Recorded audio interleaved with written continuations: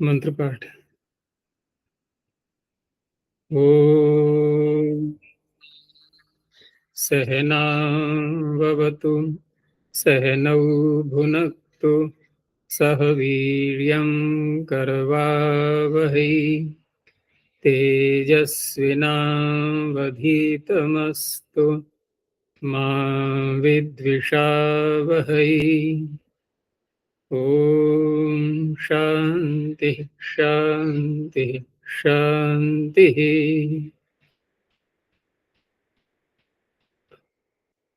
प्रथमावृत्ति की 292वीं कक्षा।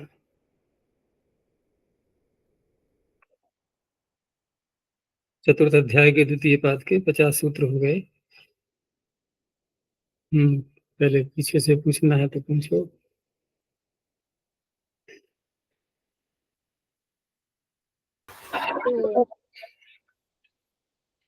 तो कल जो प्रकरण चल रहा था समूह अर्थ प्रारंभ हुआ था, तस्य समूह। तो समूह का तो प्रकरण पूरा हो गया था, लेकिन तस्य जो षष्ठी समर्थ शब्द है, षष्ठ्यंत, वो आगे भी जा रहा है, तो इसलिए इसको दोबारा नहीं कहा जाएगा, लेकिन अर्थ बदल दिया गया। तो अगला सूत्र है विषयो देशे।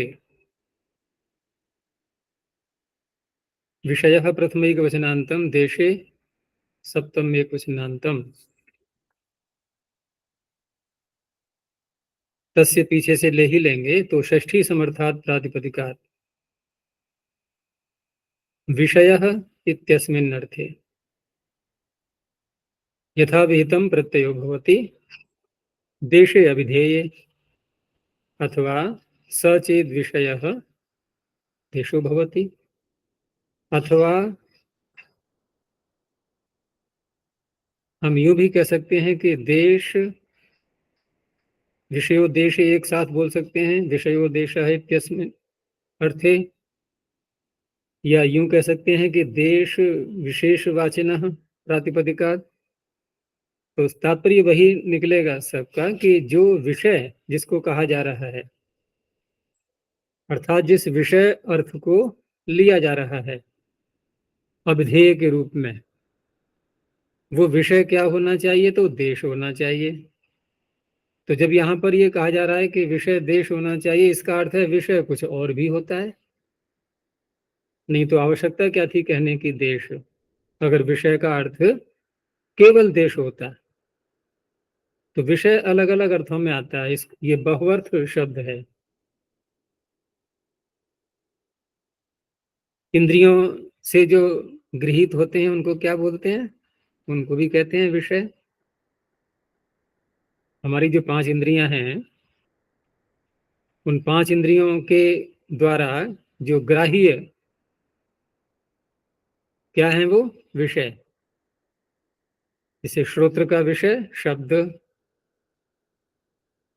है, और त्वचा का विषय स्पर्श, नेत्र का विषय रूप, चक्षु चक्षु ज्यादा सार्थक रहता है यहाँ पर, चक्षु का विषय रूप। अब चक्षु के बाद नीचे कौन सी इंद्रिय आती है? और स्थूलता की, सूक्ष्म से स्थूल की ओर चलेंगे जब, तो चक्षु के बाद क्या आएगा? रसना।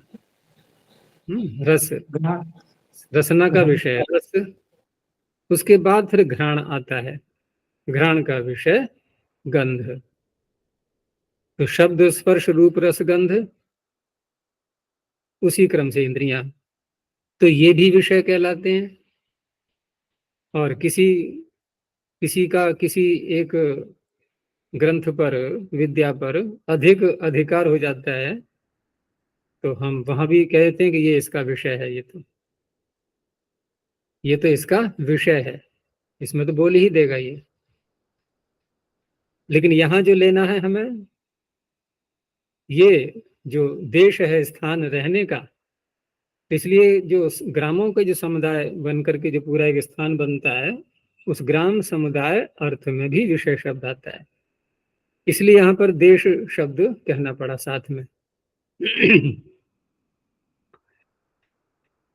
तो इस तरह से उदाहरण जैसे वृषल वृषल नामक जो व्यक्ति हैं, समुदाय पूरा एक, उनके रहने का स्थान। तो वृषलानाम विषयो देशः, वृषलानाम विषयो देशः, वृषलों का विषय अर्थात रहने का स्थान जो देश है, तो उसका देश का नाम हुआ अब ये वार्षलः।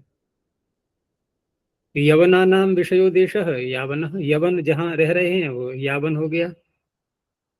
तो यथाविहित कहने से अण प्रत्यय आ गया था पीछे से, वही हो गया। दो सूत्र और हैं इसी विषय के, लेकिन वो अपवाद बनेंगे, अब अण के अपवाद बनेंगे, अर्थ वही लेना है यहाँ पर। तो अगला सूत्र है राजन्या दिभ्यो वोय। आचार्य जी, वो शब्द का जो लक्षण किया था ना, श्रोत्रोपलब्धि बुद्धि निर्ग्राह्य, आकाश देश, यहाँ भी देश आया, आकाश का विषय, ये शब्द। श्रोत्रोपलब्धिर बुद्धिर निर्ग्राह्य प्रयोगेणाभिज्वलित आकाश देशः शब्दः। तो आकाश देशः शब्द है, ये जो कहा गया है, यहाँ देश का अर्थ स्थान ही हुआ। जो स्थान हम यहाँ ले रहे हैं ना, वही अर्थ है ये शब्द का रहने का स्थान। आकाश देशः, आकाशो देशो यस्य, बहुरी समास हो गया। ऐसे यहाँ पर है कि वृषलों का रहने का स्थान जो भी है, वृषलानाम विषयो देशः वार्षलः। तो क्योंकि गुण हमने जो कहा था ना कि इंद्रियों के जो विषय हैं, तो इंद्रियों के विषय क्या है? गुण है ये, इनको गुण भी कहते हैं। और गुण बिना गुणी के रहते नहीं, तो गुणी क्या हो गया? उनका देश। रहने का स्थान, विषय। तो इंद्रियों के विषयों का विषय कह सकते हैं? नहीं, इंद्रियों के विषयों का विषय। जैसे शब्द को ही ले लें हम, तो ये किसका विषय है? श्रोत्र का। और शब्द का विषय क्या है? आकाश। तो दोनों स्थलों पर हमने विषय बोला, लेकिन अर्थ बदल गया। एक आ रहा है ग्राह्य, इंद्रिय ग्राह्य जो भी गुण है उसको विषय कहा। दूसरा जो आ रहा है वहां पर रहने का स्थान कहा, अर्थात गुणी। तो शब्द का गुणी आकाश, और स्पर्श का गुणी, अब बताओ आगे भी फिर। स्पर्श का विषय देश कौन सा है? तो वायु। अच्छा। और रूप का विषय अर्थात रूप का गुणी अग्नि। क्यों भूल रहे हो? अग्नि हो गया। और रस का गुणी, रस का गुणी जल। और गंध का गुणी पृथ्वी, पृथ्वी हो गई। तो पृथ्वी, जल, अग्नि, वायु, आकाश। गंध, रस, रूप, स्पर्श, शब्द। और इधर घ्राण, रसना, चक्षु, त्वक, श्रोत्र। ये चलता है पूरा 5-5 का हिसाब। और 3 बातें बोली जाती हैं इसमें। पहले इंद्रिय आती है, किसको ग्रहण करती है, फिर उनका नाम बोला जाएगा, वो रहते कहाँ हैं, फिर उनका नाम बोला जाएगा। और जहां रहते हैं उन्हीं को पंचभूत कहते हैं। फिर वहां भी देखो पंच शब्द आ गया, सब पंच पंच ही हैं ये सारे।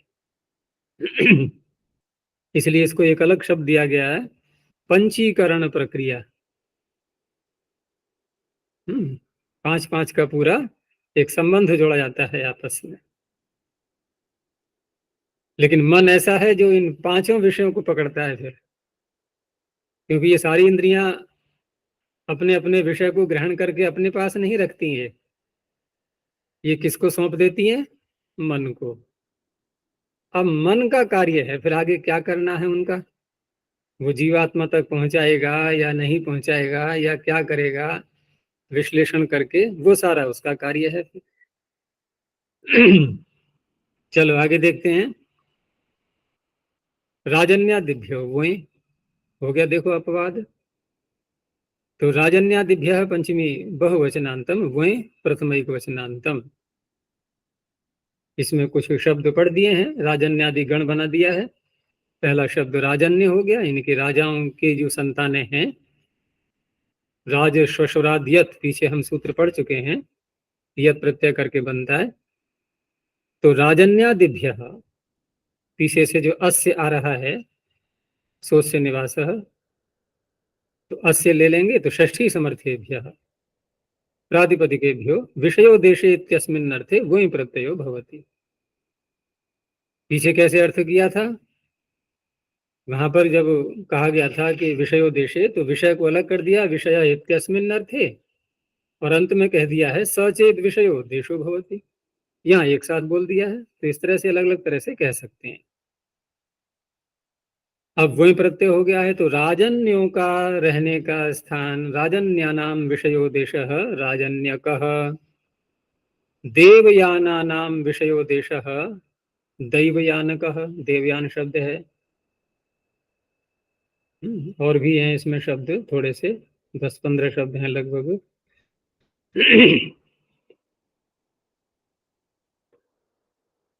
तो इस तरह से ये अण का अपवाद हो गया। आगे दो गण और पढ़े हैं फिर। एक गण इसमें आ गया है, दो आगे आए हैं, तो वो अलग कर दिए गए दो, क्योंकि वहां प्रत्यय भिन्न है। उनके भी दोनों प्रत्यय, दोनों के अलग अलग यथासंख्य होगा वहां। तो भौरिक्याद्यैषु कार्यादिभ्यो विधल भक्तलौ, भौरिक्याद्यैषु कार्यादिभ्य पंचमी बहुवचनांतम विधल भक्तलौ प्रथमा द्विवचनांतम। भौरिकी और ऐशुकारी, ये है मूल शब्द इनके आदि में। तो भौरिकी ही आद्रियेषाम और ऐशुकारी ही आद्रियेषाम, दोनों का फिर पहले बहुरी करेंगे, बहुरी के बाद फिर दोनों का द्वंद्व समास कर देंगे, इतर इतर द्वंद्व। तो षष्ठी समर्थेभ्यः भौरिक्यादिभ्यः ऐषु कार्यादिभ्यश्च प्रातिपदिकेभ्यः यथासंख्यम विषयो देश इत्यस्मिन् अर्थे विधल भक्तल इत्येतौ प्रत्ययो भवतः। अब ये सामान्य सूत्र ही कहलाएगा, क्योंकि ये जो सारे शब्द आ रहे हैं इसमें वर्तमान में हमारे लिए व्यवहार्य नहीं है। ये ऐतिहासिक दृष्टि से तो ये काम में आएंगे। तो यहाँ पर भौरी की जो पहला शब्द है, तो उनका जो निवास स्थान है भौरिकीणाम, एकारांत है ना ये भौरिकी, तो हरि नाम के समान रूप चलेंगे, हरि के समान। भौरिकीणाम विषयो देशः, प्रत्यय कौन सा हुआ? विधल, तो विध लकार अनुबंध है उसमें, भौरिकी विधः। दूसरा शब्द है इसमें वैपेय, तो वैपेयानाम विषयो देशः वैपेय विधः। आगे है ऐशुकारी, तो ऐशुकारीणाम विषयो देशः ऐशुकारी भक्त, यहाँ भक्तल, यहाँ भी लकार अनुबंध है, स्वर के लिए है ये। और सारस्यायन, ये अगला शब्द है, तो सारस्यायनानाम विषयो देशः सारस्यायन भक्तः। इसमें भी कुछ 10-15 शब्द अलग अलग पढ़े हुए हैं। बस ये विषयो देशः का यहाँ प्रकरण पूरा हुआ। आगे छंद से संबद्ध एक सूत्र आ रहा है, ये एक ही सूत्र है, ये अलग सूत्र है। सोस्यादिरिति छंदसः प्रगाथेषु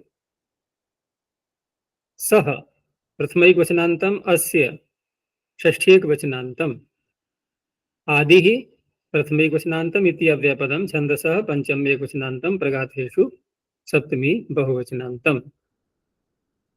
सह तो यहाँ इसलिए पड़ा है कि प्रथमा समर्थ हमें लेना है,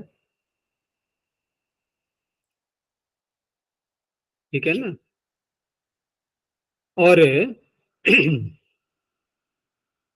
पीछे कौन सी विभक्ति चल रही थी? तस्य षष्ठी, वहां षष्ठी चल रही थी, तो बदल गया यहाँ पर। अब सोस्य निवास में तो सह था, लेकिन आगे चल करके अब ये फिर षष्ठी जो अस से इतना जो आ रहा था उसको लेकर के यहाँ पर, लेकिन अस से यहाँ दोबारा भी बोला गया है सूत्र में। सह से तो हम प्रथमा समर्थ ले लेंगे, लेकिन करेंगे षष्ठी के ही अर्थ में। तो दोबारा यहाँ अलग से बोल दिया गया है स्पष्टता के लिए, पीछे का प्रकरण पूरा समाप्त हो चुका है। तो स तो हो गया समर्थ विभक्ति, और इसमें जो शब्द आ रहा है आदि, तो आदि उसी को कहेगा, अर्थात जिस प्रकृति से, जिस प्रातिपदिक से प्रत्यय किया जाएगा उसका है ये विशेषण, अर्थात वह प्रातिपदिक आदि में आना चाहिए। और रही बात प्रकृति, यानी कि जो प्रातिपदिक है वो कौन सा होगा, तो वो जहां पंचमी आ रही है छंदसः, पंचमी से हम प्रत्यय करते हैं, वहां पंचमी दी हुई है। छंदवाची, यहाँ स्वरूप से नहीं लेंगे छंद शब्द को, छंदवाची लेंगे। तो छंदवाची जो शब्द है वो आदि में आना चाहिए, प्रारंभ में। लेकिन पूरा जो अभिधेय बनेगा, जो वाच्य बनेगा प्रत्यय करने के बाद, वो क्या होगा, तो कहा प्रगाथ। प्रगाथ का निर्देश बहुवचन में किया गया है, अनेक प्रगाथ हैं बहुत सारे। प्रगाथ कहते हैं जब सामों का गान करते हैं तो वहां पर तीन ऋचाएं होती हैं, तीन तीन ऋचाओं का गान किया जाता है, इसको बोलते हैं त्रिच। त्रि ऋच, त्रि का री हटा दो क्योंकि दो री आ गए ना, नहीं ऋच का री, त्रि, नहीं त्रि ऋच, हाँ ऋच का री हटेगा। तो ऋच का री हटा करके इधर जो त्रि में जो रप ई की मात्रा है बस वही रहेगा, तो शब्द बनता है त्रिच। नहीं नहीं गलत हो गया, त्रिच में त्रि ऋच, हाँ ठीक है, त्रि में त्रि का री हटेगा, तकार मात्र रहेगा, तकार मात्र इधर शेष रह जाता है, और ऋच का री जोड़ेंगे। तो नियम ये होता है कि एकम साम त्रिचे क्रियते, त्रिच में एक, ये अकारांत शब्द है त्रिच, तो त्रिच में किसी एक साम को बनाया जाता है, किया जाता है। तो वहां पर कभी कभी एक या दो दो ऋचाएं जैसे हैं हमारे पास में, लेकिन हमें तीन बनाना है उनको लिए। तो तीन बनाने के लिए क्या करेंगे कि उन्हीं दो ऋचाओं में से किसी एक का या कुछ अंश दोनों का थोड़ा थोड़ा लेकर के एक तीसरी ऋचा बनाई जाएगी। तो ये तीसरी ऋचा बनाना ये क्या हो गया, प्रग्रथन, प्रग्राथ, प्रगाथ, उसी को प्रगाथ कहा गया, प्रग्रथन करते हैं ये। और वहां पर उससे बना करके जो गान करेंगे वो बनेगा फिर प्रगाथ। इसको अगर देखना है तो इन्होंने जो पुस्तक लिखी है मीमांसक जी ने, वैदिक छंदो मीमांसा, वहां प्रगाथ का एक अलग प्रकरण है, वहां पढ़ लेना उसको कि प्रगाथ किसको। अजय अजय पुस्तक तो अप्राप्य है। देख लिया था उसमें वैदिक छंदो मीमांसा, तो पीडीएफ मिल जाएगी, और तो कोई सहारा है नहीं, क्योंकि वहां पुनः प्रकाशन हो ये अब आशा छोड़ दो, उसकी मुश्किल है, क्योंकि कोई भी वहां उत्तरदायित्व लेने वाला व्यक्ति अब प्रमुख रूप से है नहीं, सब चले गए वहां पर।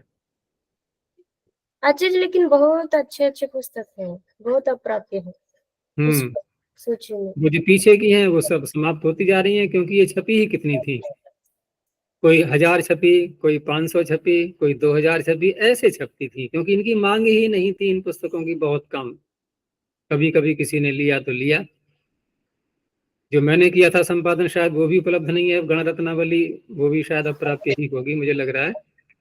ऐसे ही दशपादी उनादि वृत्ति का भी मैंने किया था वहां पर, वो भी शायद उपलब्ध नहीं है। तो सारी ही समाप्त हो रही है धीरे धीरे। जिनकी मांग अधिक होती है उनका तो पुनः प्रकाशन हो जाता है, लेकिन जिनकी मांग कम है उनमें लाखों रुपए लग जाते हैं।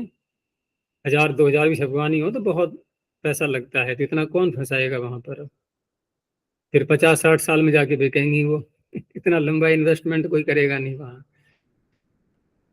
तो मुश्किल लगता है। अब ये पुनः प्रकाशन तो पीडीएफ से ही काम चलाना होगा। वैसे भी डिजिटल युग आ रहा है ना, तो सब डिजिटल ही होना है। ये कागज तो सारे समाप्त हो जाएंगे धीरे धीरे, कहीं मनुष्य ही ना डिजिटल हो जाए पूरा। और हो ही रहा है, देखो ना, ये जो मेटावर्स की दुनिया जो आ रही है ना, मेटावर्स, वर्ष माने ये सारा ब्रह्मांड, यूनिवर्स, और उससे भी परे, परे को बोलते हैं मेटा। तो वहां पर हम अपने जैसे बहुत सारे बना सकते हैं, अपने जैसे बहुत सारे बना सकते हैं हम डुप्लीकेट, और यहीं कहीं बैठे बैठे, यहीं बैठे बैठे कहीं की भी यात्रा कर सकते हैं, जाना नहीं पड़ेगा। तो वो दुनिया आ रही है, सब डिजिटल युग आ रहा है अब, तो पुस्तकें कहाँ रहेंगी अब। इसलिए जल्दी से जल्दी अपनी बुद्धि में भर लो, सारा डिजिटाइज कर दो उसको बुद्धि में भर के, हैं, सारा फीड कर लो, आवश्यकता ही नहीं पड़े फिर पुस्तकों की। पूरा जो पुस्तकालय है अपने साथ में लेके घूमो, फिर अपने अंदर ही बैठा हुआ है सब।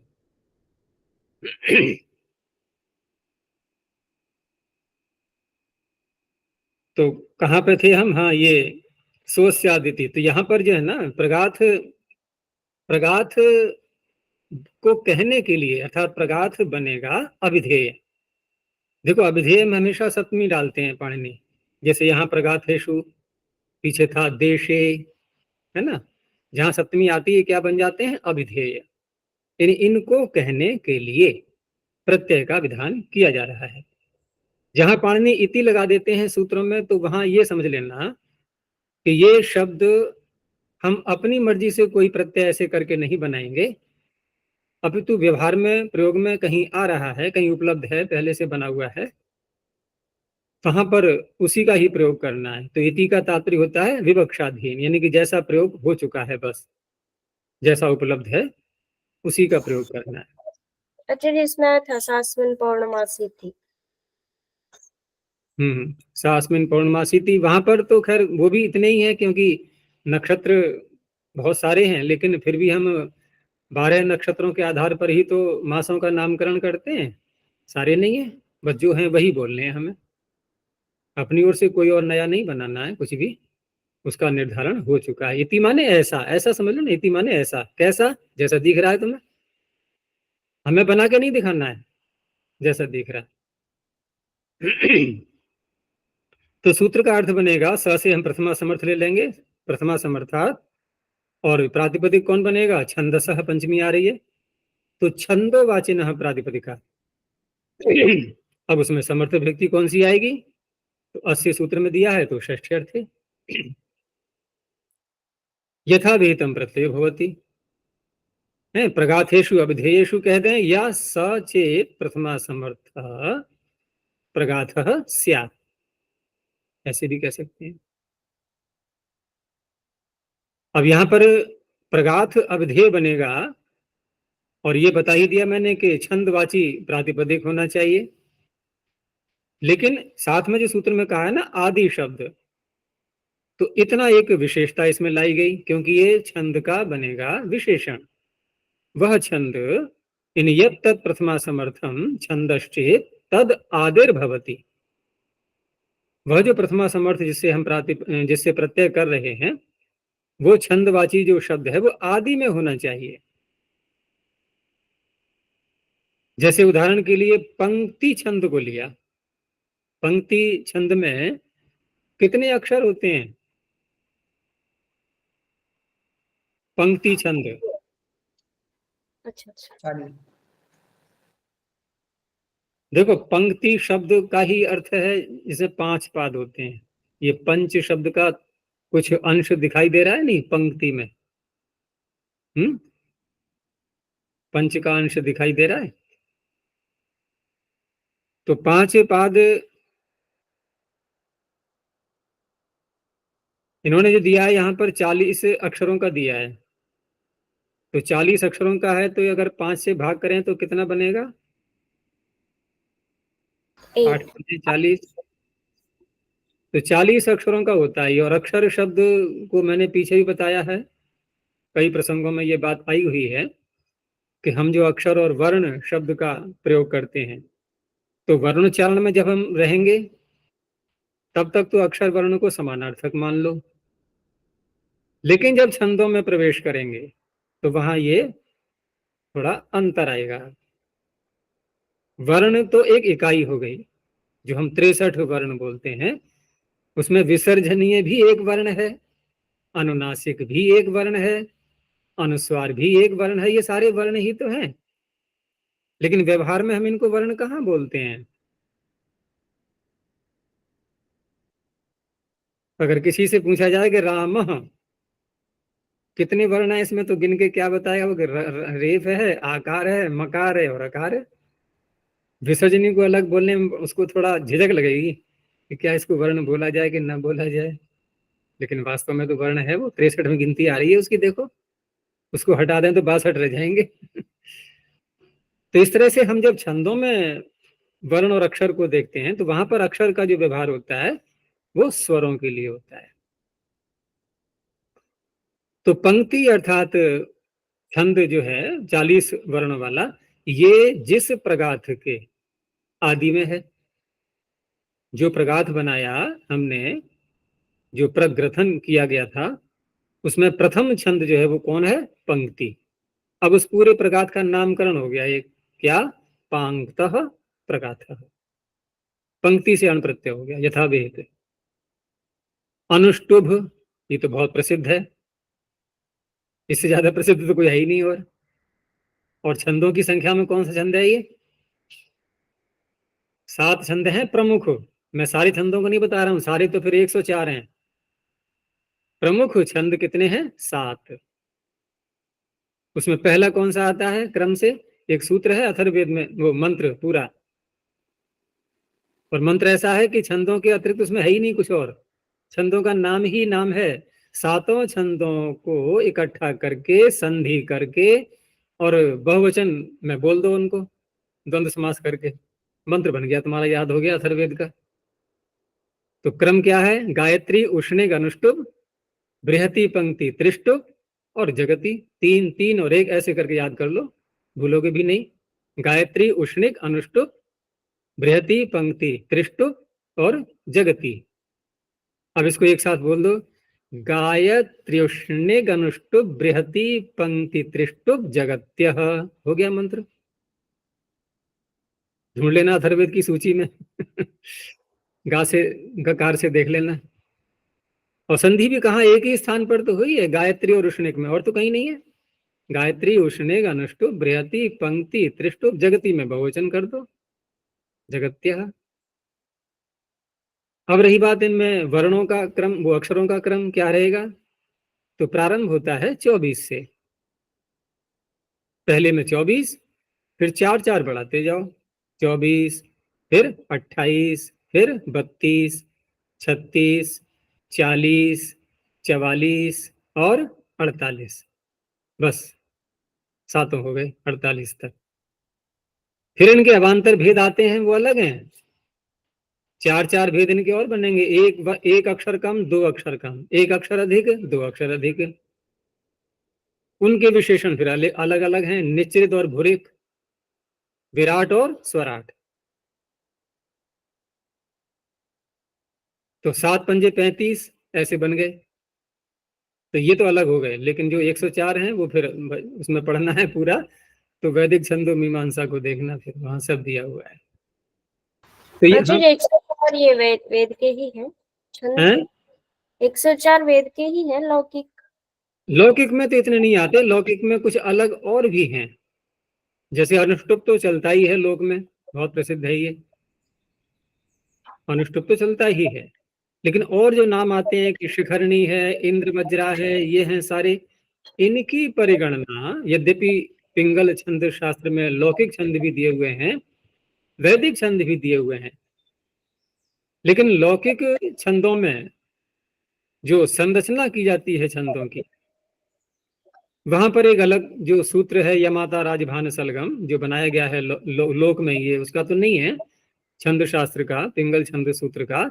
वहां तो अलग अलग सूत्र दिए हुए हैं उसके लक्षण बनाने वाले। तो वहां यमाता राजभान सलगम से वहां इस तरह से गणना करते हैं, 3 3 का एक एक गण बना लेते हैं, या गण, रगण, मगण, जगण, भगण, तगण ऐसे करके नगण। उसमें कितने गुरु कितने लघु, कितने गुरु कितने लघु, इस तरह से गणना की जाती है उनकी। लेकिन ये गणना वैदिक छंदों में नहीं लगती। वैदिक छंदों में अक्षर की गणना होती है। चलो, तो वो अलग विषय बन जाएगा। अभी हम व्याकरण पढ़ रहे हैं और छंद एक अलग अंग है वेदों का, तो एक ही अंग में रहो अभी। तो इस तरह से पंक्ति ही आदि ही अस्य पांक्तः, अनुष्टुभ आदिर अस्य अनुष्टुभः, अनुष्टुभ भकारांत शब्द है ये। ऐसी बृहति बारहतः आदि अच को वृद्धि करके। चलो, ये हो गए। तो ये एक ही सूत्र है इस विषय को कहने वाला।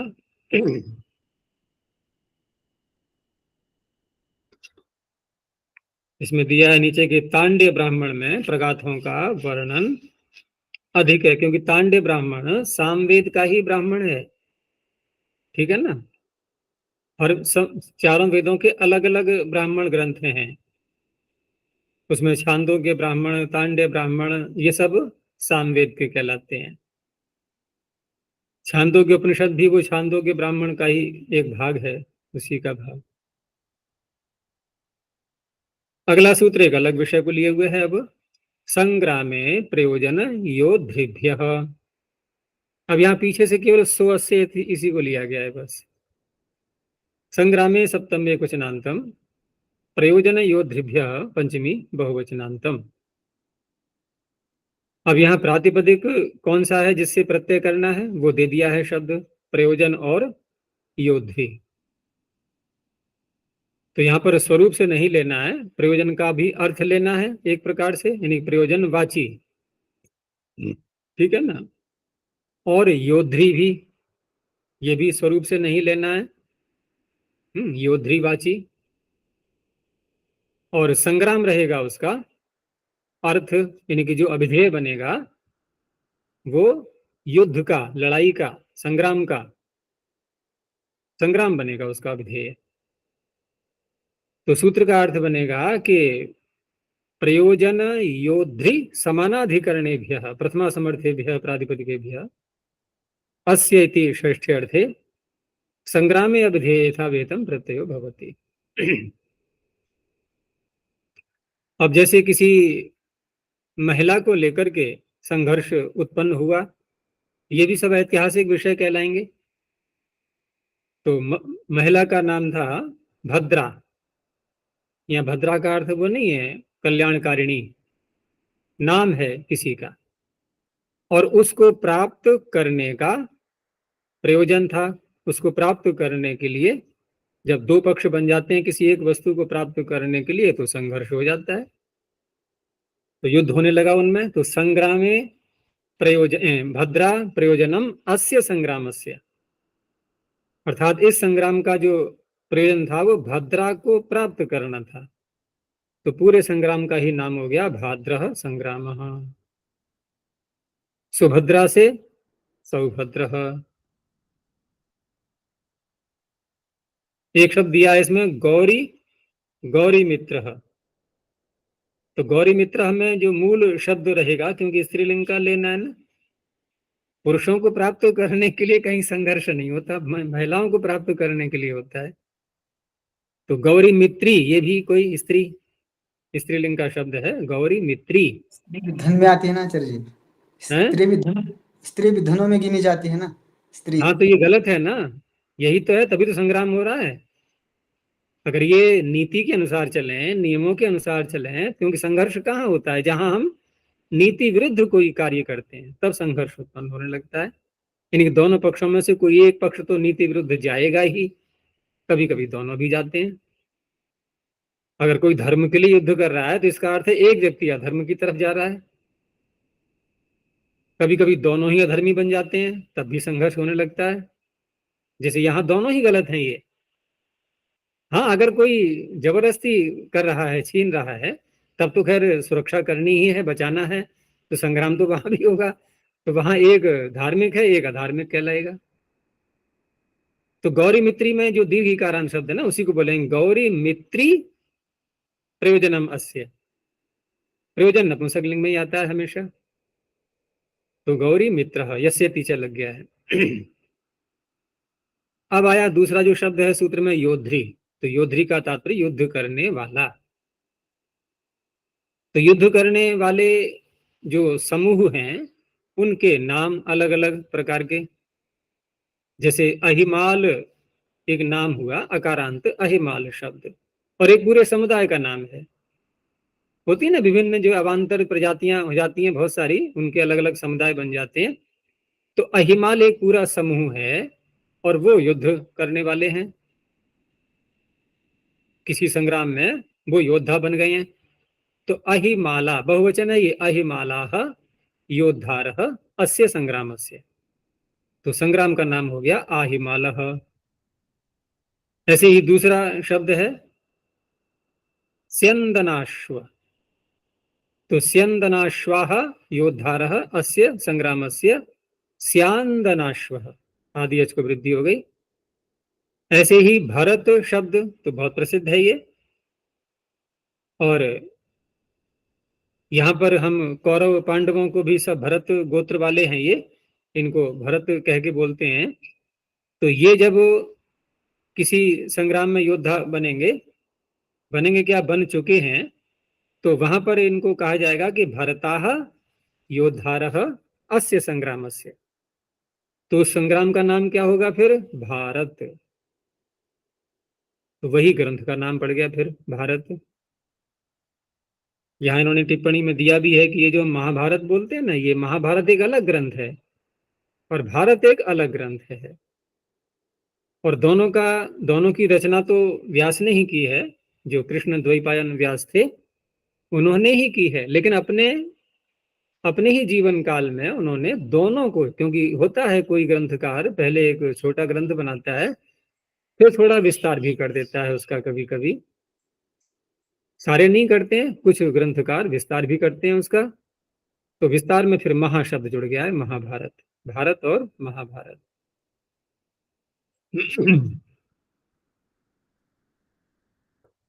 तो भारत जो है वो ग्रंथ का नाम है, वहां तो अलग सूत्र लगेगा, यहाँ ये तो भारत युद्ध का नाम हुआ है, संग्राम का। ग्रंथ का जो नाम भारत है, तो वहां पर सूत्र अभी आगे आएगा, तीसरे पाद में आएगा, अभी तो हमारा दूसरा पाद चल रहा है। अधिकृत्य कृतो ग्रंथे, किसी को अधिकृत करके, विषय बना करके और ग्रंथ की रचना की गई, तो वो अलग सूत्र आएगा, उससे बनेगा भारत शब्द। यानी भरतान अधिकृत्य कृतो ग्रंथः भारतः।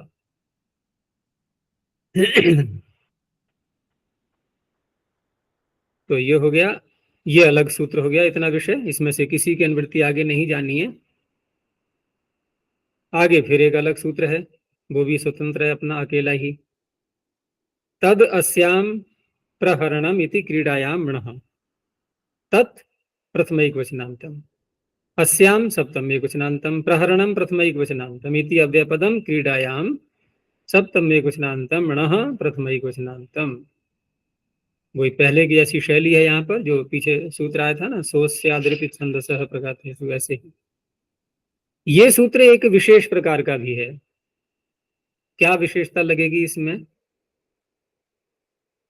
कि हम जहां से चल रहे थे प्राग दिव्यतोण, वहां से लेकर के अब तक जितने हमने अर्थ निर्देश सूत्र पढ़े हैं, वहां सब में हमने प्राग दिव्यतोण से अण ले लिया था, और जो अन्य प्रत्यय थे थोड़े वो भी ले लिए थे, अश्वपत्यादिभ्यश्च से लेकर के आगे। लेकिन ये सूत्र एक अकेला ऐसा है कि जो पीछे से एक भी प्रत्यय नहीं ले रहा है, ये अपना ही प्रत्यय बोल रहा है अणः। आग पीछे के अब तक के सूत्रों में हमने जो अर्थ निर्देश सूत्र थे, वहां सर्वत्र यथाभेतम ऐसे बोला था, यहाँ बोल पाएंगे अब? वो कहेगा यथाभेत मत बोलो, जैसा मैं बोल रहा हूँ वैसा बोलो, मैंने विधान कर दिया है प्रत्यय का, और किसी के पास नहीं जाना है प्रत्यय लेने के लिए। तो ये एक ही सूत्र है ऐसा। तो प्राग दिव्यतोण का यहाँ संबंध नहीं जुड़ता है बिल्कुल भी, न अर्थों की दृष्टि से और न ही प्रत्यय की दृष्टि से। तो तत् प्रथमा समर्थ हो गया, प्रथमा समर्थात। लेकिन प्रथमा समर्थ जो प्रकृति होगी, जो प्रातिपदिक होगा, वो कौन होगा? तो इसमें कहा गया कि प्रहरणम, प्रहरण प्रह्रियते अनेन इति प्रहरणम, जिससे प्रहार किया जाता है, दंड आदि। ठीक है ना? ये हो गया प्रथमा समर्थ। तो प्रथमा समर्थात प्रहरण समानाधिकरणात् प्रातिपदिकात्। अस्याम कह दिया, ये विभक्ति का अर्थ हो गया, निष्ठ सप्तम अर्थे णः प्रत्यय भवति। अब बारी आई अभिधेय को बताने की कि ये सारा जो हम प्रयास कर रहे हैं, प्रत्यय करके जो शब्द बना रहे हैं, वो कहेगा किसको? तो कहा क्रीडायाम। यानी अस्याम इति निर्दिष्टम क्रीडा चेत सा भवति, इसीलिए अस्याम में सप्तमी है क्रीडायाम के कारण से। तो इसको अर्थ को हम यूं भी कह सकते हैं कि तदिति प्रथमा समर्थात् प्रहरण समानाधिकरणात् प्रातिपदिकात् अस्याम क्रीडायाम इत्यस्मिन् अर्थे णः प्रत्ययो भवति। तो ये खेल हैं, लेकिन खेल कैसे हैं? ये मार तोड़ के खेल हैं। अभी भी देखो ना, प्रसिद्ध पता होगा ही तुम्हें, कहाँ होता है ये मार तोड़ का खेल? WW, उत्तर प्रदेश में। कहाँ? वो WW कुछ है ना ऐसा? नहीं, वो लठमार होली नहीं सुनी है वृंदावन की? वहां हाँ, लाठी लेकर के महिलाएं जो है अपने पुरुषों को पीटती हैं। लठमार होली। हर महिला के हाथ में डंडा होगा, लाठी होगी, और वो पुरुषों को मारेंगी जो भी सामने आ जाए उसके, और वो पुरुष भागते हैं और खूब हंसते भी हैं, लाठियां भी पड़ती हैं उनके। वो ज्यादा जोर से तो नहीं मारती हैं, एक खेल है ना, तो निभाना है उस खेल को। तो डंडों से उनके पीठ पर मारती हैं वो, बार बार बार बार। वो भागते रहे इधर उधर के लिए। उधर रंग डालने वाले रंग डालते रहते हैं। तो लठमार होली उसका नाम हो गया, और उसको इतना प्रसिद्ध हो चुका है वो, जिस दिन वो होता है यहाँ पर वृंदावन में, तो लाखों की भीड़, विदेशों से आते हैं लोग देखने के लिए। वहां बहुत सारे अंग्रेज वहां देखने आते हैं उसको, बड़ा प्रसन्न होते हैं, उसका वीडियो बनाते हैं फिर। और भी विदेशों में भी हैं ये ऐसे कई जो मारपीट के होते हैं। कहीं कहीं फलों से मारा जाता है। टमाटर से मारने का देखा है ना, इटली में होता है, कहाँ होता है पता नहीं। वो वहां क्विंटलों टमाटर, ट्रकों के ट्रक टमाटर लाए जाते हैं, सब सड़कों पर पिस जाते हैं, फूट जाते हैं सारे। टमाटर फेंक फेंक के मारते हैं एक दूसरे के, सब कपड़े जो है सन जाते हैं सारे। तो बहुत से ऐसे खेल हैं। तो यहाँ जो है ये थोड़ा भयंकर खेल है, ये वृंदावन का जैसा होता है। दंड है यहाँ, प्रहरण। तो दंड प्रहरणम अस्याम क्रीडायाम, है क्रीडा ही वो। तो क्रीडा स्त्रीलिंग का शब्द है, तो दांडा यहाँ भी हमने टाप कर लिया। अब टाप क्यों किया गया? क्योंकि यहाँ पर इसीलिए प्रत्यय अण किया गया, नहीं तो अण कर लेते ना भाई, अणा में भी आकार बचेगा। देखो अनुबंध वही है, उसका क्रम बदल दिया है। अण में अंत में आ रहा है अणकार, यहाँ आदि में आ रहा है। वृद्धि यहाँ भी करनी है, लेकिन ङीप में और टाप में अंतर आ गया। कितने चालाक हैं पाणिनि जी। चालाक है कि बुद्धिमान है? चालाक शब्द थोड़ा निंदनीय हो जाता है। जो अपने स्वार्थ के लिए कुछ करता है ना, उसको बोलते हैं चालाक। उर्दू का शब्द है होशियार, चालाक। लेकिन यहाँ बुद्धिमान को भी, वो भी चालाक ही होता है। तो उन्होंने प्रत्यय को थोड़ा सा परिवर्तित कर दिया, तो टाप हो गया दांडा। कहीं मुट्ठी मार के होता होगा कहीं पे, अब तो नहीं देखने में आता है कहीं। तो मुष्टि, मुष्टि ही प्रहरणम अस्याम क्रीडायाम, तो वो क्रीड़ा हो जाएगी मौष्टा। बड़ा विचित्र सूत्र है ये। तो ये इतना ही है बस, आगे कोई विषय नहीं है इसका। आगे एक और आया ऐसा ही, वो भी एक तरह से खेल ही समझो, थोड़ा सा मिलता जुलता। तो घयः सास्याम क्रियेति यः। घयः पंचम एक वचनांतम, शैली वही है सूत्र की। सा प्रथम एक वचनांतम, अस्याम सप्तम एक वचनांतम, अस्याम पीछे भी था। क्रिया प्रथम एक वचनांतम इति अव्यापदम, यहाँ प्रथम एक वचनांतम। एक प्रश्न यहाँ उठेगा कि पीछे भी हम कई सूत्र ऐसे देख चुके हैं, जैसे यही था, हमने प्रारंभ कहाँ से किया था, सोस्यादृति छंदसः प्रगाथेषु। यहाँ इसको भी देख सकते हैं हम कि पीछे से अस्य आदि जो शब्द हैं, अस्य वहां से चला था ना, सोस्य निवासः, तो वहां से ले सकते थे, है ना, क्योंकि षष्ठी समर्थ तो 53 सूत्र पर भी चल रहा था ना, और सो से फिर अस्य कहा गया। ऐसे ही यहाँ पर देखो, तदस्याम प्रहरणम में अस्याम है और आगे फिर अस्याम है। तो एक इससे एक और बात भी निकल रही है कि एक तो हम देख रहे हैं ये स्वतंत्र सूत्र जैसे लग रहे हैं, ये तो बिल्कुल ही स्वतंत्र है तदस्याम प्रहरणम। क्यों? क्योंकि प्राग्दिवितोण से भी कोई संबंध नहीं है इसका, प्रत्यय ही अलग है। तो ये कुछ सूत्र ऐसे हैं जो पाणिनि ने दूसरे आचार्यों के, क्योंकि इसमें इतिहास भी झलक रहा है थोड़ा सा, ये दूसरे आचार्यों के उठा करके उन्होंने ज्यों के त्यों रख दिए। अब दूसरे आचार्यों के लिए उन्होंने, तो अब इनके जो सूत्र हैं वहां से इनका क्रम भंग हुआ थोड़ा सा, पीछे से हम कुछ भी नहीं ले रहे हैं अब, बस उतना ही चल रहा है कि हाँ समर्थानाम प्रथमाद्वा, उतनी ही बात तो है और कुछ नहीं है यहाँ पर।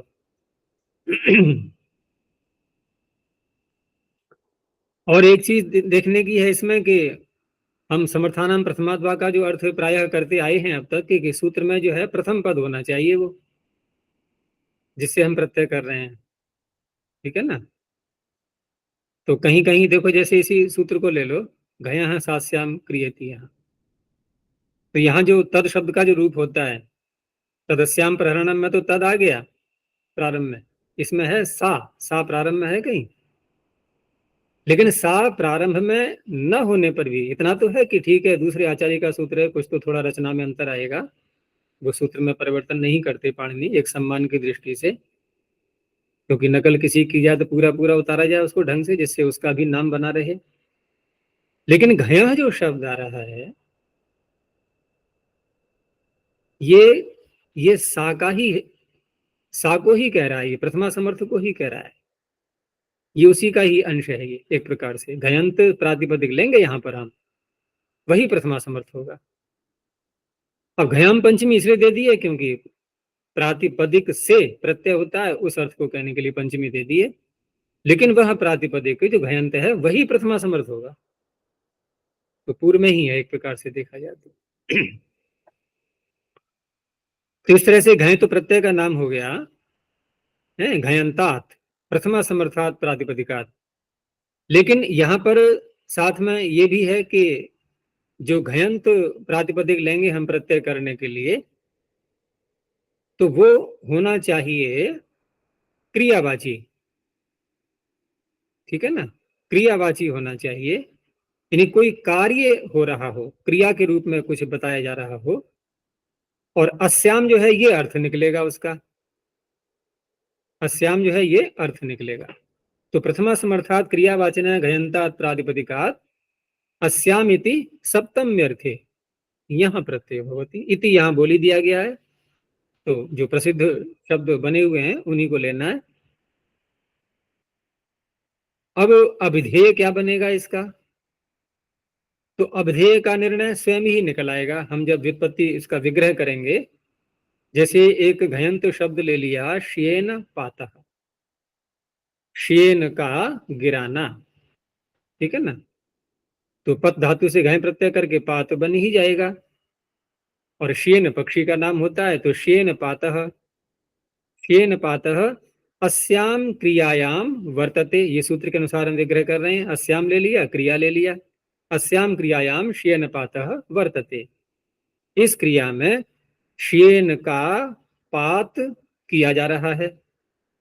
तो अब वो क्रिया जो पूरी बनी एक, अब उस क्रिया को यहाँ जो कहा गया है अंत में मृगया, तो मृगया, क्योंकि श्येन को गिराने का कार्य कौन करेगा, ये जो शिकारी लोग हैं वही तो करेंगे, वही पक्षी जो है हमेशा पेड़ों पर वृक्षों पर बैठते हैं, और वहां से उसको गिराएंगे तो मारेंगे, उसके लिए निशाना लगाएंगे बाण से या बंदूक से, तो वो कौन है, वो शिकारी हैं।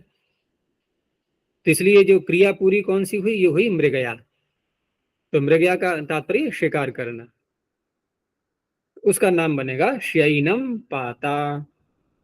तो श्येन पात शब्द से अण प्रत्यय हुआ, तो यहाँ प्रत्यय देखो, ये भी सूत्र वैसा ही अलग प्रत्यय करने वाला अपना, यथावित नहीं बोलेंगे यहाँ पर भी, तो स्पष्ट ही दूसरे आचार्यों के सूत्र हैं बिल्कुल ये। तो आदि एच को वृद्धि करके श्ययन पात इतना तो बन गया, लेकिन मकार कहां से आ गया? तो इसका छठे अध्याय में एक सूत्र अलग से दिया हुआ है, श्येन तिलस्य पाते ये, वही उत्तर पदाधिकार में। अर्थात श्येन तिल शब्द को पात शब्द परे रहते, ठीक है ना, और यहाँ प्रत्यय जब करते हैं हम उस अवस्था में मुम आगम हो जाएगा। तो अरुण द्विषद अजंतस्य मुम, यहां से जो मुम चल रहा है,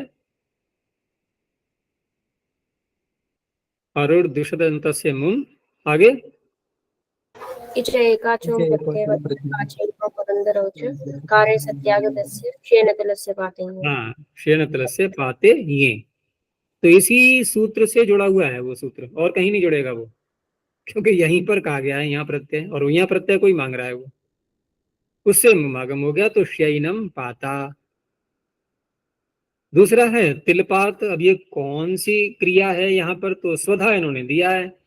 अब स्वधा का हम प्रयोग करते हैं प्राय करके, जो हम आहुतियां देते हैं, तो आहुतियों में स्वाहा, स्वधा, वषट, ये 3 शब्द आते हैं। तो यहाँ पर आहुति देते समय तिल की आहुति दी जा रही है, तो अग्नि में तिल गिराया जाएगा, ऊपर से डाला जाएगा आहुति के रूप में। तो तिलपातः घयंत शब्द हो गया ये। तिलपातः अस्याम क्रियायाम वर्तते, तो उस क्रिया का जो कि स्वधा के रूप में क्रिया हो रही है उसका नाम हो गया तैलम पाता। अब तैलम पाता में तुरंत ध्यान जाएगा कि तेल गिराया जा रहा है, क्योंकि तेल को तैल बोलते हैं ना लेकिन तिल है ये। तो 2 शब्द वहां दिए हैं सूत्र में, श्येन और तिलस्य, दोनों आ गए, यही दोनों है बस। तो इससे ये भी पता लगता है कि ये जो सूत्र है, भले ही इसमें और कोई गण नहीं है, कुछ भी नहीं है, एक स्वतंत्र रूप से सारे ही घयंत प्रातिपदिक ले लिए गए, लेकिन वो जो श्येन तिलस्य से पाते हैं ये सूत्र, वो 2 ही शब्दों को ले रहा है। तो इसका अर्थ है ये भी सूत्र 2 ही जगह प्रत्यय करेगा बस, और कहीं नहीं करेगा। चलो आगे। अब ये आगे एक मुख्य सूत्र आ रहा है, व्यापक सूत्र है ये बहुत। तद अधीते तद वेद। यहाँ एक अन्य विचित्र बात भी दिखाई देगी कि प्रथमा द्वितीय समर्थ शब्द को 2 बार बोला गया है। सीधा यूं कह सकते हैं ना, तद अधीते वेद, भाई क्रिया 2 बार बोल दो। ये वेद, वेद का क्या अर्थ है यहाँ पर? जानता है। हाँ, ऐसा लगता है विभक्ति है ही नहीं इसमें, तो विभक्ति है कि नहीं है? प्रथम पुरुष का एक वचन, लट लकार का। विदो लटो वाह, पढ़ चुके हो पीछे। लट लकार के जो प्रत्यय हैं उनके स्थान में णलतुस आदि हो जाते हैं। तो तत् द्वितीयिक वचनांतम, द्वितीय क्यों है? क्योंकि अध्ययन का और विद धातु का ये कर्म बनेगा। तो तद द्वितीयिक वचनांतम अधीते क्रियापदम, फिर तत् द्वितीयिक वचनांतम वेद क्रियापदम। एक चीज और विचार करने की है कि हम अब तक ये सुनते आए हैं कि पठ धातु और इंग धातु दोनों का जो अलग अलग प्रयोग देखने को मिलता है। तो सामान्य रूप से तो हम पठन क्रिया को बोलते समय पठ धातु का प्रयोग करते हैं, और पठ व्यक्तायाम वाची, यानी केवल पाठ मात्र कर रहा है, बोल रहा है, उच्चारण कर रहा है, पुस्तक सामने है, उसका अर्थ समझ रहा है या नहीं, ये बात इसमें नहीं लेते हैं। लेकिन जब हम अधीते बोलते हैं तो अधि उसमें एक और जुड़ गया है। यद्यपि पाणिनि ने तो धातु के अर्थ में ही बोल दिया है अधि इंग अध्ययने, नहीं तो क्या कहना चाहिए उनको? अगर धातु से ही धातु का अर्थ जब करते हैं, जैसे डुकरे करने, तो क्री से करण बना लिया, करने बोल दिया। तो इंग धातु से भी अयन बना लें, अयने बोल दें, इंग अयने, ठीक है। तो अधि लगा करके ही कहना चाहते हैं ये धातु बिना अधि के कभी भी मत बोलना। अब प्रश्न ये उठेगा कि धातु तो इंग है, और जब किसी शब्द को हम इसमें और जोड़ रहे हैं उपसर्ग के रूप में, तो फिर शब्द जुड़ेगा तो शब्द अपने अर्थ को भी तो लाएगा कुछ ना कुछ। ये तो है नहीं कि शब्द जुड़ गया है और कोई अर्थ ही नहीं बदल रहा है धातु का। तो वास्तव में इंग धातु क्योंकि प्रयोग में ही नहीं आती, अधि को लगा करके ही बोलना होता है, तो अधि का भी अर्थ उसमें समाविष्ट हो गया। अधि का अर्थ हम प्रायः करके करते हैं एक तरह से उसमें अंदर प्रवेश कर जाना। जैसे कोई किसी के अधीन होता है, बिल्कुल अधीन में आता ना, अधीन अधि, तो वहां पर भी वो उस पर पूरा डिपेंड हो जाता है। तो यहाँ पर भी जो पढ़ रहा है वो अंदर घुस करके, जैसे स्वाध्याय शब्द में आता है अध्याय, स्वाध्याय, और स्वाध्याय को पठन क्रिया तो नहीं बोलते, स्वाध्याय को पठन क्रिया नहीं बोलते हैं। जैसे वहां कहा गया ना स्वाध्याय प्रवचनाभ्याम न प्रमदितव्यम, तो वो रामायण ये ले ली और उसका बस चौपाई पढ़ रहे हैं, रोज नियम है हमारा कि स्वाध्याय करते, ये स्वाध्याय है ही नहीं। स्वाध्याय में स्व का अध्ययन होता है, और स्व का अध्ययन, स्व कोई किताब का तो नाम है नहीं, वो स्व नामक एक पुस्तक है, उसका अध्ययन कर रहे हैं। अपना अध्ययन, तो अपना अध्ययन कैसे करोगे, तो घुसना पड़ेगा ना अंदर अपने जीवात्मा में। तो इस तरह से अधि अंदर प्रवेश करने अर्थ में जाता है, तो उसी से ही निकल रहा है कि देखो ग्रंथ को अंदर से समझ भी रहा है वो। लेकिन यहां पर थोड़ा अंतर दिखाई देगा कि अधीते भी कहा गया और वेद अलग से कहा गया। अब जब वेद अलग से कहा गया है तो वेद ज्ञाने तो स्पष्ट है, अब तो कोई बात ही नहीं रही कि ज्ञान भी हो रहा है, जान भी रहा है उसको, तो जान भी रहा है। जब ये बात अलग से कही जाएगी तो अब अधीते का हम अर्थ क्या लेंगे। तो देखो यहां जहां ये बात आती है कि विद्या चार प्रकार से, चार चरणों में जाकर के पूरी होती है, और उसको दो प्रकार से बोलते हैं हम लोग। वो जो चार चरण है ना, दो प्रकार से बोले जाते हैं। एक तो प्रकार यह है कि श्रवण, मनन, निधिध्यासन और साक्षात्कार, ये चार शब्द आते हैं। साक्षात्कार में जाकर के समाप्ति होती है उसकी, हमारा उद्देश्य वहां जाकर के पूरा होता है। एक अन्य प्रकार भी है बोलने का, आगम काल, स्वाध्याय काल, प्रवचन काल और व्यवहार काल, एक इस तरह से बोलते हैं इसको। तो आगम काल में तो हमने पठन क्रिया को ले लिया, या इसी को ले लो अधीते, ठीक है ना। अब आया स्वाध्याय काल, तो स्वाध्याय काल में फिर वही बात आ गई कि जो हमने पढ़ा, जो आगम जो प्राप्त किया, जो गुरुमुख से सुना या स्वयं किसी ग्रंथ को पढ़ा, अब उस पर हमें विचार करना है, चिंतन करना है। जो विषय हमारे अंदर आ गया है अब उसका अध्ययन करना है दोबारा। ये हो गया स्वाध्याय काल, आगम काल, स्वाध्याय काल। तो यहां हम इसको इस रूप में ले सकते हैं, क्योंकि अधीते अलग आ रहा है, वेद अलग आ रहा है। तो पहले तो हमने केवल मात्र ग्रंथ को पढ़ लिया, तो इसको ले लिया इन्होंने अधीते से। अब इसको बाद में उसको जाना, तो जानने में वही जहां स्वाध्याय शब्द आ रहा है वहां पर, वो यहाँ वेद शब्द से लेंगे। अब उसको जान भी रहा है वो। आगे प्रवचन व्यवहार तो एक आगे की बातें हो गई फिर, क्योंकि हम जब दूसरे को बताएंगे तो पहले जान तो लें स्वयं।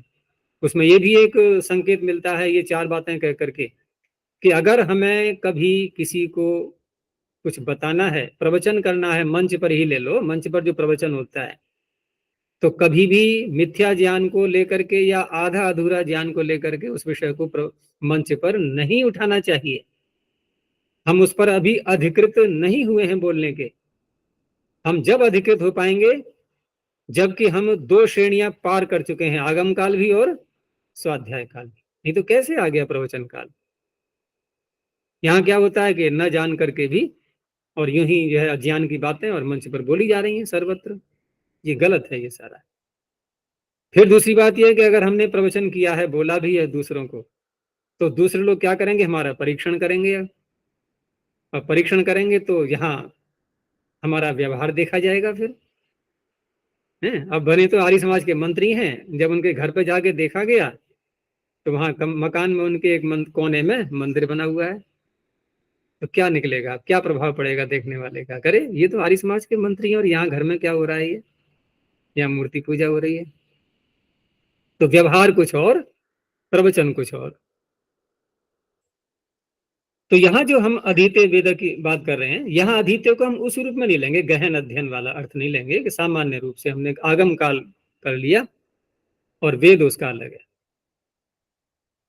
एक बात यह है कि दोनों क्रियाएं एक ही सूत्र में आ रही हैं, तो इससे पाणिनि एक अन्य बात भी बता रहे हैं कि मात्र आगम काल करके मत छोड़ देना, केवल मात्र पढ़ करके मत छोड़ देना, उसको जानना अवश्य है। नहीं जानोगे तो वो अध्ययन जो तुम्हारा है वो भी निष्फल हो जाएगा। अर्थ पर पहुंचना बहुत आवश्यक है। योग में भी जब जप की बात कही जाती है तो जब क्या, जप का अर्थ किया है इन्होंने तद जपस तदर्थ भावना, अर्थ पर जाना है, अर्थ पर नहीं गए तो कोई लाभ नहीं। तो अध्ययन और वेद दोनों चाहिए हमारे लिए। चलो, द्वितीय समर्थात प्रातिपदिकात, अधीते अर्थात, अब अधीते क्योंकि कर्ता में आया है ये प्रत्यय लट लकार, तो हम क्या कहेंगे, अध्ययन कर्तरी अभिधेय, कर्ता में ही तो बना है अधीते क्रियापद, तो अध्ययन कर्तरी अभिधेय यथा वेतम प्रत्यय होती, दो खंडों में अर्थ किया इन्होंने, क्योंकि दो बार तद तद कहा गया है, क्रियाएं भी दो हैं। ऐसे ही द्वितीय समर्थात प्रातिपदिकात वेदन कर्तरी अभिधेय यथा वेतम प्रत्यय होती। तो इन्होंने स्पष्ट कर भी दिया है यहाँ पर, अध्ययनम केवलम पाठ मात्रस्य अभ्यास। लेकिन अन्यत्र कहीं हम अधि और इंग धातु का जब प्रयोग करेंगे वहां वैसे ही अर्थ लेना है, जो मैंने बताया था गंभीरता वाला अर्थ, वहां वैसे ही लेना है। तो उदाहरण देख लो अब कि इन्होंने और भी दिया है कि वेदनम तदर्थ ज्ञानम अर्थात तत्व ज्ञानम। तत्व किसे कहते हैं, तस्य भावः तत्वम, जो विषय हम पढ़ रहे हैं वास्तव में उसका स्वरूप क्या है, तस्य भावः उसका होना, उसका अस्तित्व वो है क्या, तो वो अंदर तक गहराई तक पहुंचेंगे तभी होता है, उसी को बोलते हैं तात्विक ज्ञान। तो छंदो अधीते पठति छांदसः, छंद को पढ़ने वाला भी छांदस कहलाएगा, छंद को जानने वाला भी छांदस कहलाएगा। लेकिन दोनों बातें करनी है क्योंकि एक ही सूत्र में दोनों बातें बताई जा रही हैं। ऐसे ही आगे व्याकरणम अधीते वेत्तिवा, तो छंद में तो छंदस मूल शब्द है, अण प्रत्यय करके आदियच को वृद्धि हो गई, छांदस बना। लेकिन व्याकरण में जब अण प्रत्यय करेंगे तो यहां तो आदियच में पहले से ही वृद्धि है।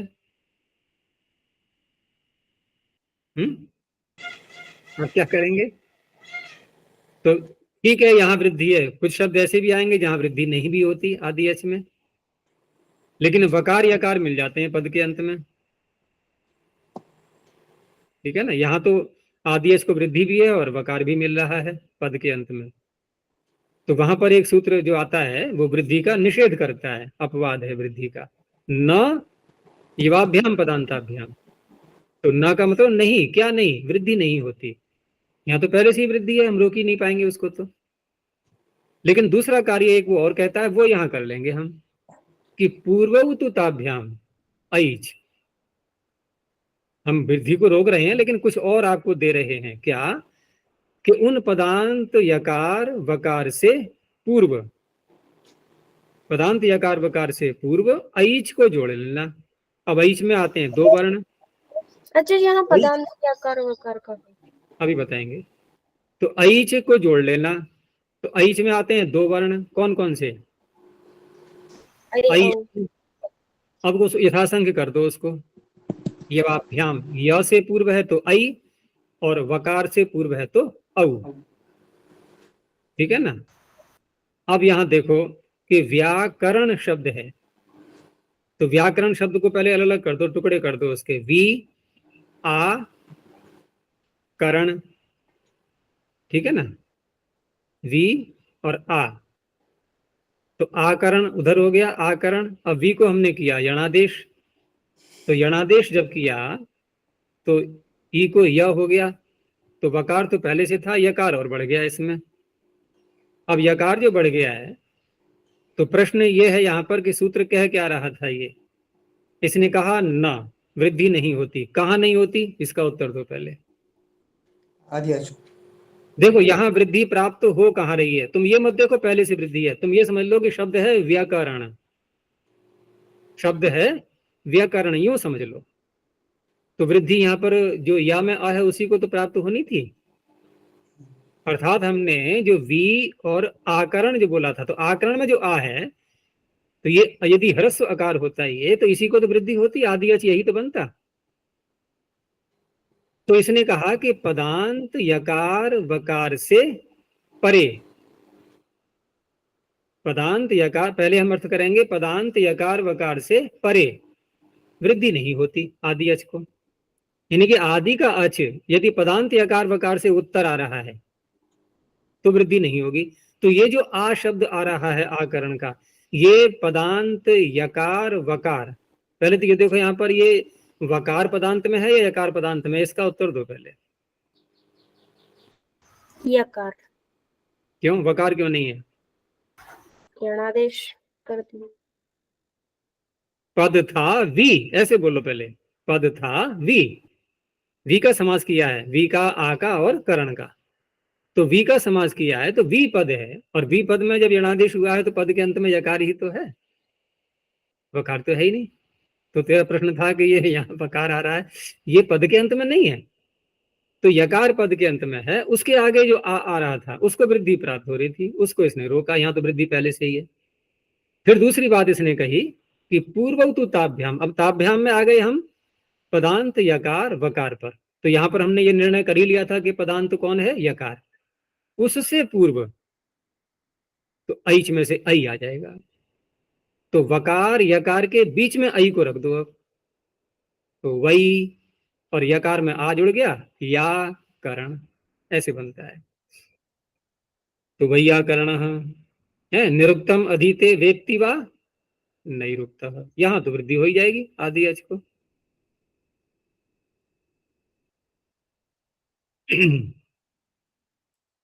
तद अधीते तद वेद।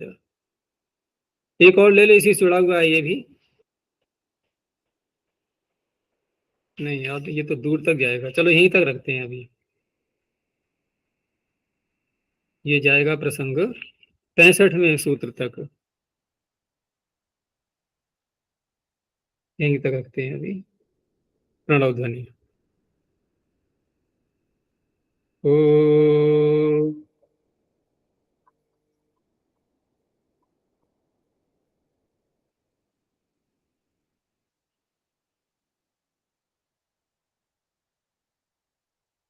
ओ